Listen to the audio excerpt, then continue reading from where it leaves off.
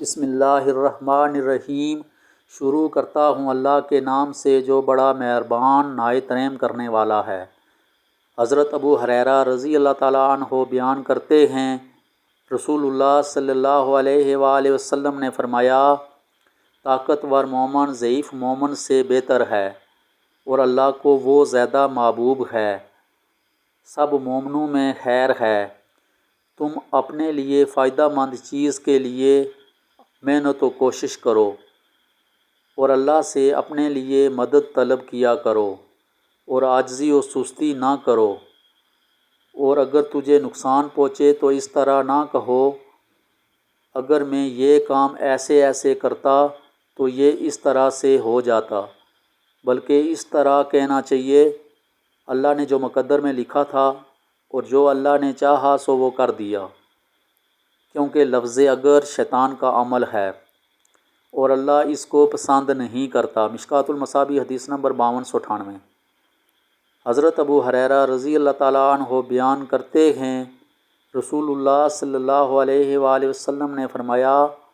گمراہ لوگوں کے لیے ویل ہلاکت و تباہی یا دوزخ کی ایک وادی ہے، ناظمین کے لیے ویل ہے، اور جو امانت رکھتے ہیں ان کے لیے ہلاکت ہے۔ بروز محشر یہ لوگ تمنا کریں گے کہ ان کی پیشانیاں ثریا کے ساتھ معلق ہوتی، یعنی لٹکی ہوئی ہوتی،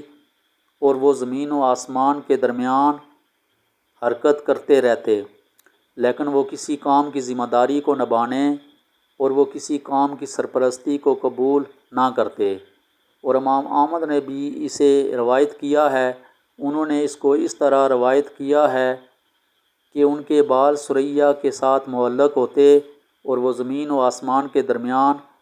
حرکت کرتے رہتے، لیکن انہیں کسی کام کو کرنے کی ذمہ داری نہ دی جاتی۔ مشکوٰۃ المصابیح حدیث نمبر 3698۔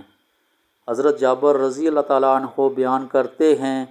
میں نے نبی اکرم صلی اللہ علیہ وآلہ وسلم کو یہ کہتے ہوئے سنا ہے، آپ نے ارشاد فرمایا، بے شک رات کے دوران میں ایک ایسی گھڑی آتی ہے، وہ ایک ایسا خاص وقت ہے، اس وقت کوئی بھی مسلمان آدمی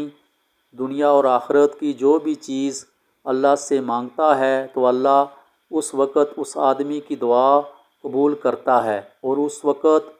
وہ جو چیز بھی اللہ سے مانگے گا تو اللہ اسے وہی چیز عطا فرما دیتا ہے